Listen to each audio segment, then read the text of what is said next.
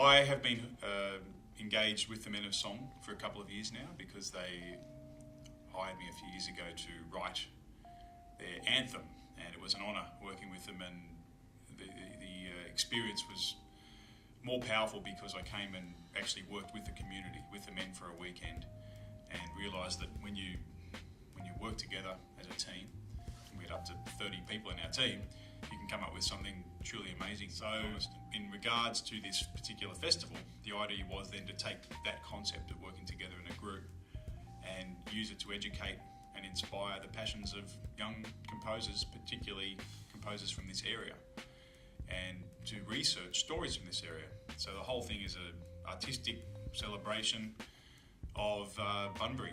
And then, of course, you bring that to the audience and you're sharing those stories with an audience. Yeah, well, there's Trevor. He's the oldest, and he's 27. He's a local lad who's born and bred here. He's since gone on and studied music at Whopper, and he's now a music teacher. He teaches outside of Perth. And he's been brilliant because he's a guitarist and he comes from a sort of jazz, folk, country background.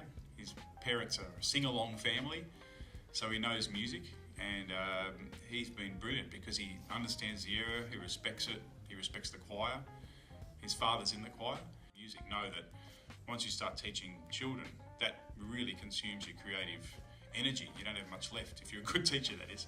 I'm sure he is, because he really had to struggle with being able to come here. So it's been an honour to have him, and he's been great.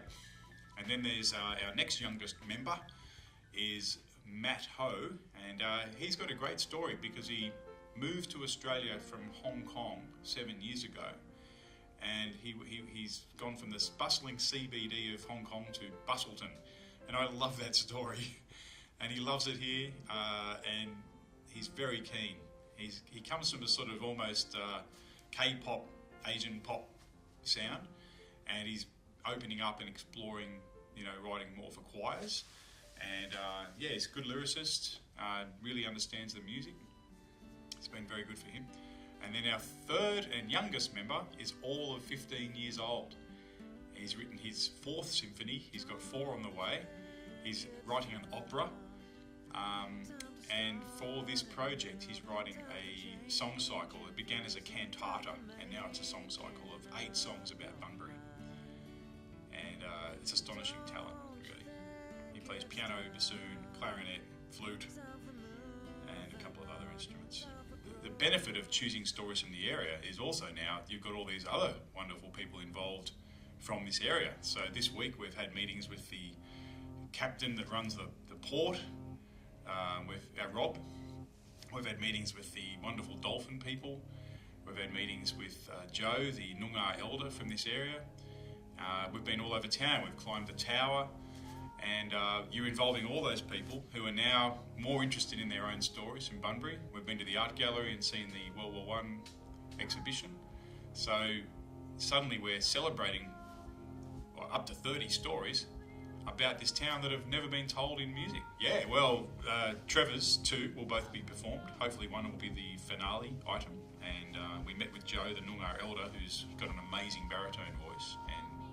And I suggested when we met him that wouldn't it be great to mix him actually with the choir, opening this thing with the choir, and he's all for it.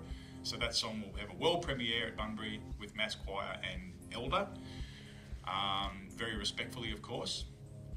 Then we've got him writing a piece about Cyril, what's Cyril's last name? Kelly, Cyril Kelly, who lost his life in the battlefields of the Somme. Amazing story, where his mother went on to paint over 300 watercolours of the local flora in honour of her son. Some of those paintings are the only records left of those species because they're extinct. Beautiful story called Colours from a Mother's Heart. And then we've got the song cycle will be premiered by Trinity, which is a boys' school in Perth, who are visiting the choir. And then young Matthew's piece will be premiered by the youth choir. And he's also writing a story in relation to the stories of World War I and a family from Bunbury, the Paisley family.